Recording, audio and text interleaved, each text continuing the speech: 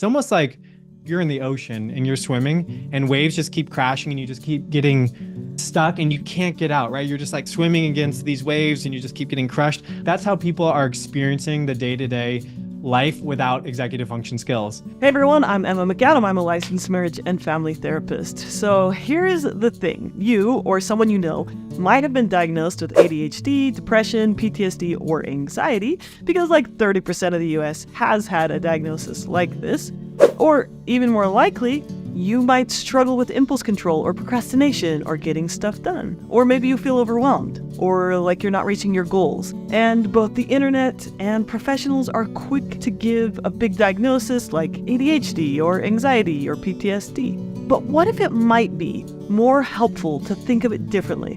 What if we could describe the cause of your symptoms in a much more specific, actionable way? Now, I cannot say it loudly enough how important it is to learn about executive function. Because when you do, you might be amazed to find out that you have a specific name for a specific problem that has a specific set of skills that actually solve that problem. So this is why we're going to talk about what the heck is executive function and 6 things you can do to improve your executive functioning skills. Executive function is a set of mental skills coordinated in the brain's frontal lobe that sorts through information. It delays gratification, it manages thoughts and emotions, and it decides what is most important. It helps you take action toward your goals instead of just what you feel like doing. So yeah, it's pretty darn important. But when you have specific deficits in executive function, and this can include a full diagnosis like ADHD, or it can be more discrete like learning disabilities or other neurodiversity, and maybe this hasn't been diagnosed or identified, and maybe you don't have the skills to deal with it, you might look lazy or selfish or stupid or impulsive or otherwise bad. You might have a pile of unfolded laundry, or you might have dishes in the sink that you just keep avoiding, or your email inbox is overflowing and you don't know where to start, or you can't seem to get places on time no matter how hard you try, or you can never pay that credit card off or finish your homework. So it's not that you don't care. You're not lazy or stupid. It's not that you're not trying. You're probably exhausted from trying. It's that you struggle with executive functioning. So a deficit in executive functioning underlies a bunch of mental health disorders and a bunch of like adulting challenges. And this can lead to a lot of shame and to feeling like you're broken, and that can lead to you feeling really anxious or depressed. But there is hope because you can develop skills to address your specific executive function issues. So first, I will acknowledge that executive function is somewhat hardwired into our brains. So people are born with differences in their inherent executive function.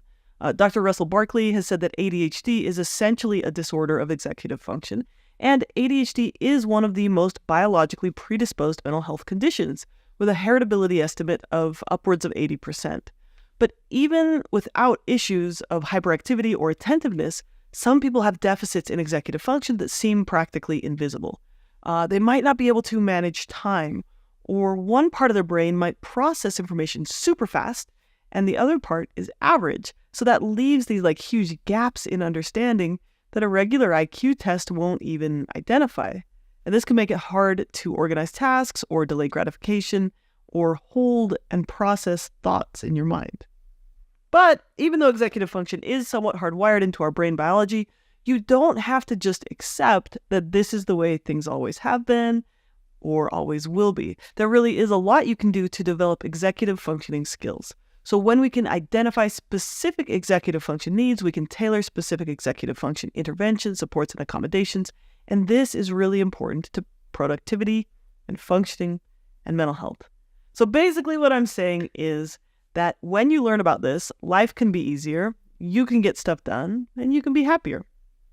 So let's explore what executive function skills are, why they're so important, and what you can do to strengthen them. And then in the next video, we're going to talk about how deficits in executive function can directly contribute to other mental health conditions like anxiety and depression. So what are executive function skills? To learn more about this, I talked with Sean McCormick. He's an executive function coach. So your executive function skills are the skills or tools that help you reach your goals. And executive functions are a set of cognitive processes that you can develop by working on those skills.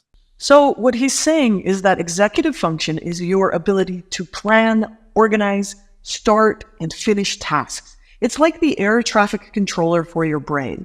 Your executive function takes a big picture view of all the things going on, decides which ones are most urgent, which ones are most important, and how to solve any problems that come up. It's a super important part of your ability to function, to regulate emotions, and to succeed. And then the processes of your executive function can be managed by various skills. So Sean has an acronym for these skills. Because there's so many different skills, I've come up with this acronym POSITIVE to help people understand some of the skills you can work on. So POSITIVE stands for planning, organization, self-management, inhibition. Time management is the T. The next I is initiation of difficult tasks. V is visualizing outcomes or using your nonverbal working memory. And then E is evaluating priorities. So can you actually identify what the next most important thing is in your kind of domain of things that feel like they're priorities? Okay, why is executive function so important? There's a major study done on executive function skills by this lady named Dr. Adele Diamond. And if you Google her, there's videos of her teaching the Dalai Lama about executive function skills.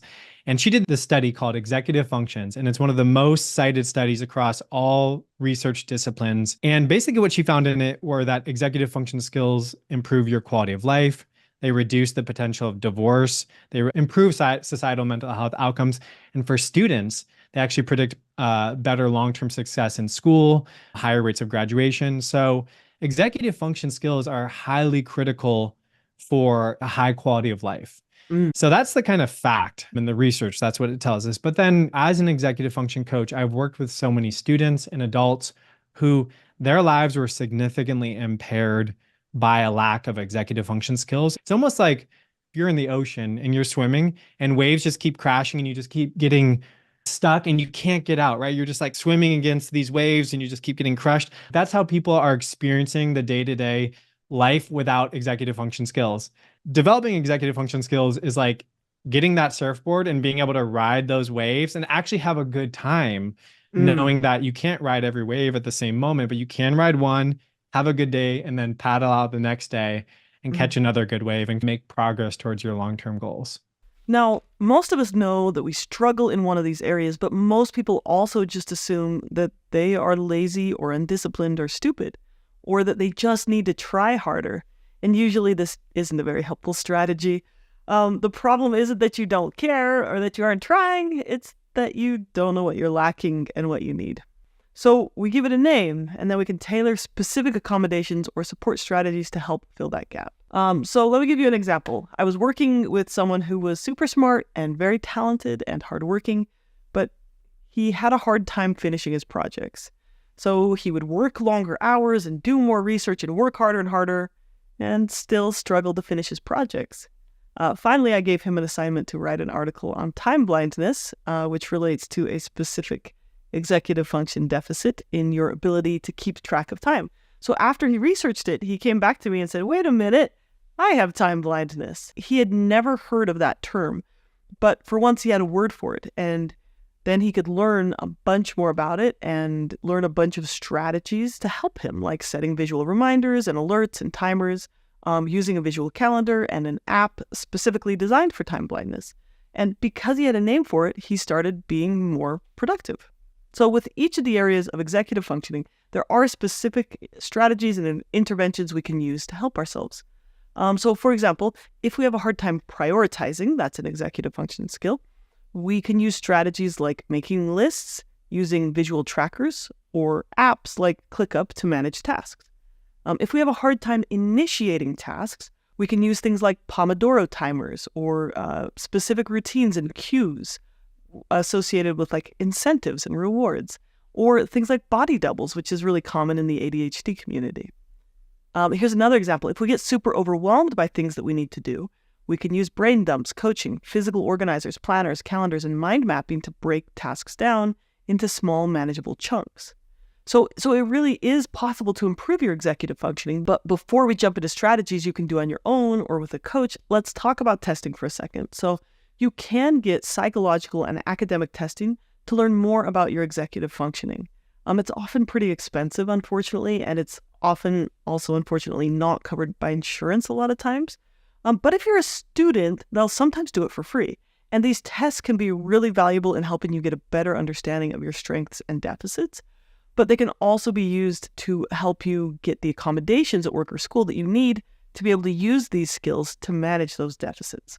So you can talk with an academic counselor or a psychologist who specializes in these assessments to come to understand what your baseline is. And then after you understand what your specific needs are, then you can develop skills to help you out.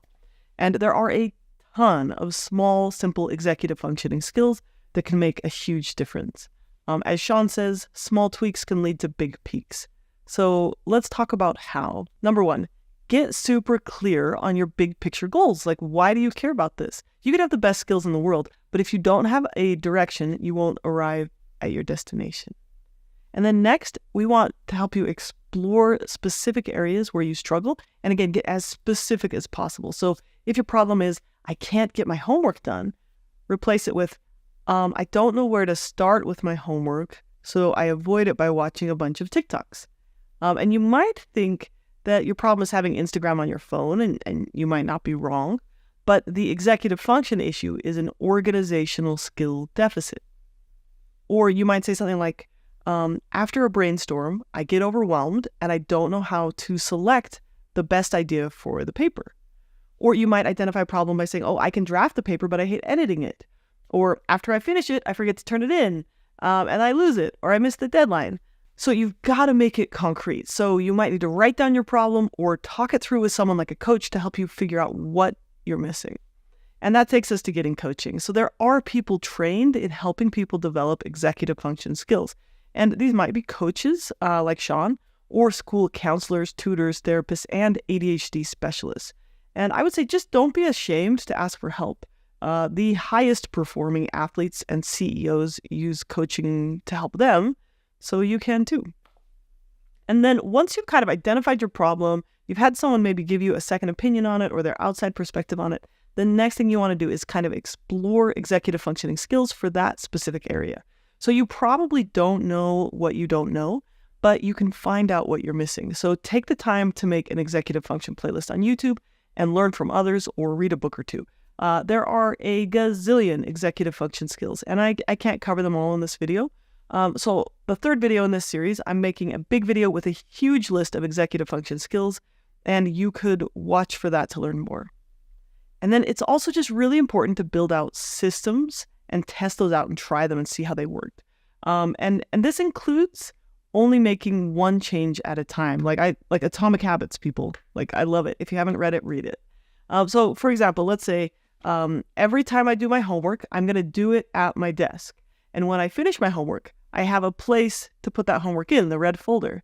And that folder goes in my backpack. And that's a system, right? Now, this may sound too simple, but seriously, like, systems work. So for me, I used to lose my keys all the time, like multiple times a day. I thought this was normal.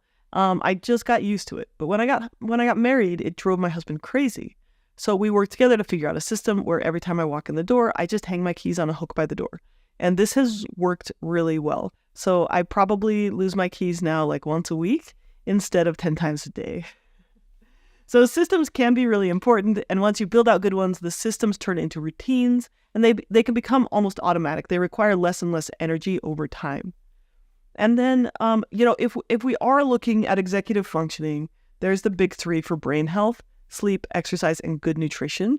Anything that can help your brain health can improve your executive functioning. Okay, so just to summarize, executive function is your brain's ability to start and finish tasks, remember things, think flexibly, delay impulses, and organize and prioritize things. Some people have biological deficits in their executive function, and most people also need to learn and develop executive functioning skills to really be able to get stuff done and to live the life that you value. So with coaching and practice, you can develop stronger executive function skills, and it can help you improve your emotional regulation, your relationships, and your productivity. Okay, hope you found that helpful. Links to Sean's channel and his coaching program are down in the description too if you'd like to learn more about that. Thanks for being here and take care.